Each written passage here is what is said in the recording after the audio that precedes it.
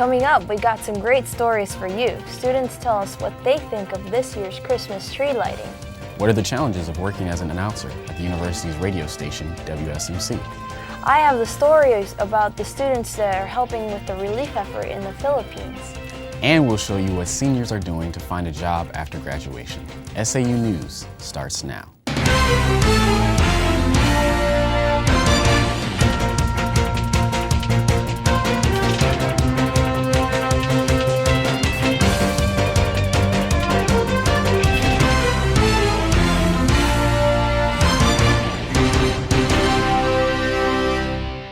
Welcome to SAU News, a weekly broadcast brought to you by the School of Journalism and Communication. I'm Charles Kamak. And I'm Smyrna Paz. Here's our top story of the university's president, Gordon Beets, voiced his support for women's ordination in the Seventh-day Adventist Church during a town hall meeting with students. Our very own Charles Kamak covered the question and answer session in the Isles Gymnasium during convocations. Charles, I understand this was a bit different this year since the university president wasn't here. That's right. In fact, Dr. Beets is on vacation in Europe and he took questions via Skype. There was a technical glitch at first, so convo started a bit late. Besides controversial issues, Dr. Beets kept it lighthearted by performing a Star Wars imitation of Darth Vader. Luke, I am your father. The annual town hall meeting with President Beets had some light moments as he Skyped in from France on vacation. I thought that while I was here, I might also introduce to you somebody that you normally see. My wife is here with me. Students wrote questions on the back of their convocation cards, which were then picked up by senators and taken to SA officers to filter before they were read by the SA president. If adult students are expected and required to attend worships, convocations, and vespers, shouldn't staff and faculty do the same? Yes. President Beets encouraged students not to be too specific on their career plans, sharing his own experience. So don't feel like you need to focus on one very, very, very narrow field. I never intended to actually be a university president. But they asked me and I thought I'd try it. He also shed light into how much it really costs to run the school.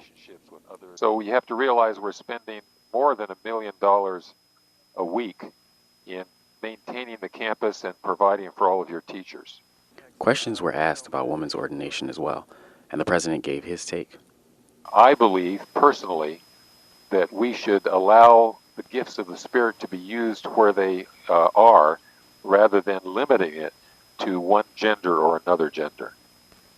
And as he has in times past, the president ended by complying to the request of singing his favorite Christmas song. Silent night, holy night.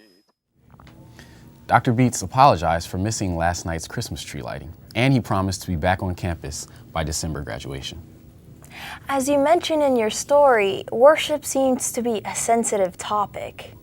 It is. Dr. Beets addressed this again this year, basically saying that it's a mindset issue. Students who feel that they're required to go to worship, it's usually because they don't want to go. The students who really want to go to worship don't see it as a requirement. I heard that the university is trying to hold back on tuition increase. They are. For the first time, tuition, I guess in a long time, will be frozen. The increase will be frozen to 2.4%. And this is the first time in many years that this has happened. Are there any other newsworthy announcements? There were. Obamacare obviously is on the minds of many Americans, and it affects students as well.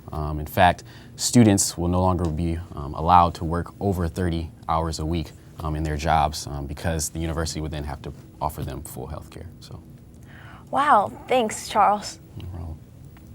The university's popular Christmas on the Promenade was not on the promenade this year. We sent SAU News reporter Dustin Johnson to find out why.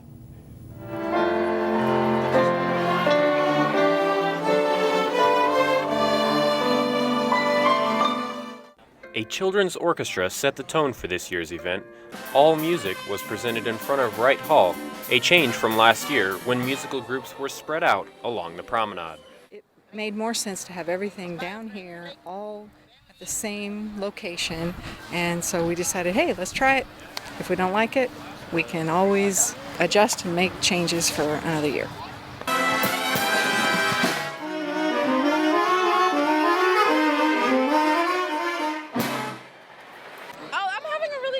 I'm seeing a lot of people. The music is great.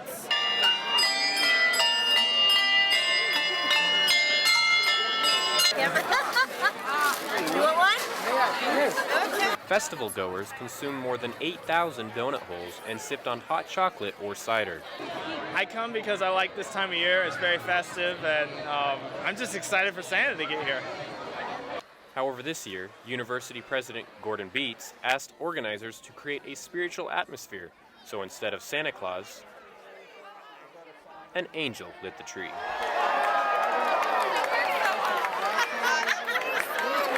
One of the new additions to this giant Christmas tree are these Christmas presents made out of PVC and a mesh material that Carrie Schultz spent over 12 hours sewing these 23 presents. Also new this year, artistic banners hung from the front of Talge, Thatcher, and Wright halls that depicted scenes of the Nativity. And the Christmas angel? None other than SA Social Vice President Shanti Hollis. 1, 2, 3. For SAU News, I'm Dustin Johnson. Organizers say they will likely shorten the musical program next year and improve the quality of sound. You can share the joy of Christmas this weekend by supporting a worthy cause. As I discovered earlier this week, a student group is organizing a fundraiser to benefit typhoon victims in the Philippines.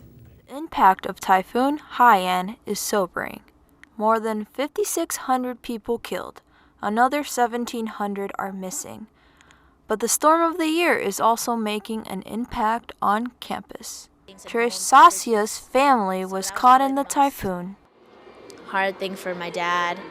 My uncle's wife, her family, she was trying to call them, and the last thing she heard was people screaming, and the roof caved in and the line cut off.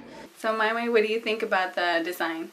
Do you think it's okay? Staff member Amanda Tortle says that she wanted to help with the Philippine relief effort. She's organizing a benefit concert. The students were really willing to volunteer, but I wanted to make sure that it was what God wanted. Because it's so late in the school year, Tortle was afraid that no one would get involved. I got a separate message from someone.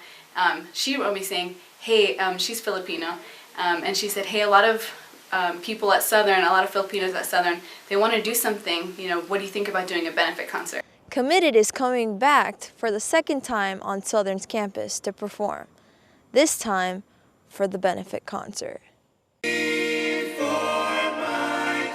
The concert features an a cappella group called Committed that got its start at Oakwood University. You might have seen them on TV show The Voice. Congratulations, Committed, you are... Tortle hopes that the benefit concert will not only help the Philippines, but also comfort students like Trish. I would just hope that we could at least help a little bit, because we have so much and they have so little, and we have all the resources to help, so that's what I would want us to do.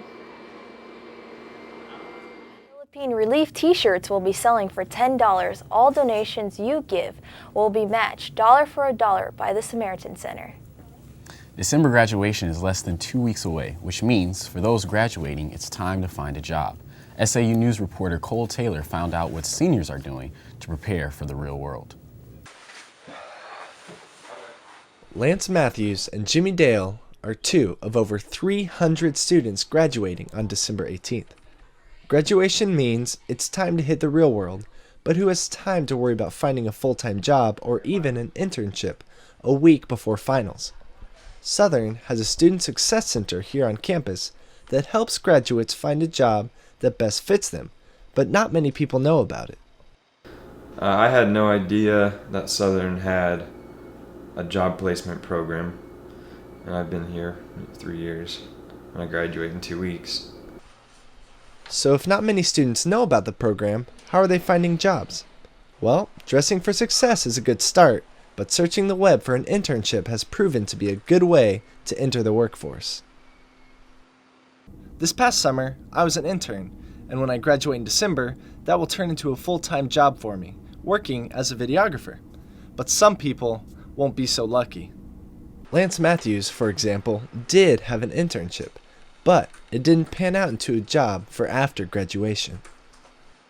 My internship didn't turn into a job specifically because the area of design that they were doing wasn't what I was interested in doing, and there was a job for part-time that I could have applied for, but I chose not to. For Lance and Jimmy, they will have to use other resources to find their jobs, but other students should think about heading to one of the best-kept secrets here on campus, the Student Success Center, located on the 3rd floor of Linwood Hall. For SAU News, I'm Cole Taylor. For those graduating this year, it may be too late to use the Student Success Center, but for others, contact Career Counselor Jeremy Moore for information. There have been some recent budget cuts at WSMC Radio. We wondered how that has affected students who work there. SAU News reporter Nathan Sturgis talked to several veteran announcers. Students have been producing and announcing at WSMC since its inception 52 years ago. If you have a favorite piece of... With budget cuts that came at the beginning of the year, it was uncertain whether students could still be involved. Josh Farnsworth has been an announcer at the station since he was in high school, and is pretty thankful he gets to stay on the air. It's been a part of my life here at Southern, so it's something that was here when I started, and I plan on working here till I graduate, as long as my schedule will allow it. Josh does have a lot of downtime, but when things have to be just right, it can get crazy. That was Anthony Dvorak's Slavonic Dance. You have to answer calls, find requests in the database, then grab the CD and get it in the player, all before going back on the air to tell people what they just heard. Classical music, we still have about 15 minutes of time. If you're interested in being a student announcer, the WSMC is still hiring new people. William Guthrie has been working for WSMC for about 2 years now, and he really appreciates what he's learned. You know, the job provides really great experience. I've learned a lot of skills here that I don't think I could have gotten at any other job on campus. Though neither Josh or William intend to pursue radio as a career, they've both found a lot of value working for the station and made many friends as well. The small group of students that work at WSMC really make it a special place to work. For SAU News, I'm Nathan Sturgis. According to Farnsworth, WSMC employs about 15 students in both off-air and on-air positions. Make sure you wear your tackiest sweater at the SA Ugly Sweater Christmas Party this Sunday evening, which also features the music of the a cappella group Committed. SAU News will be there to capture the festivities. There will also be a chance for you to donate to the Philippines Relief Fund. That's it for this edition of SAU News. We remind you that this is a joint production of the TV Studio Production class and the TV News and Performance class. I'm Charles Kamak. And I'm Smyrna Paz. Thank you for watching, and we'll see you next week.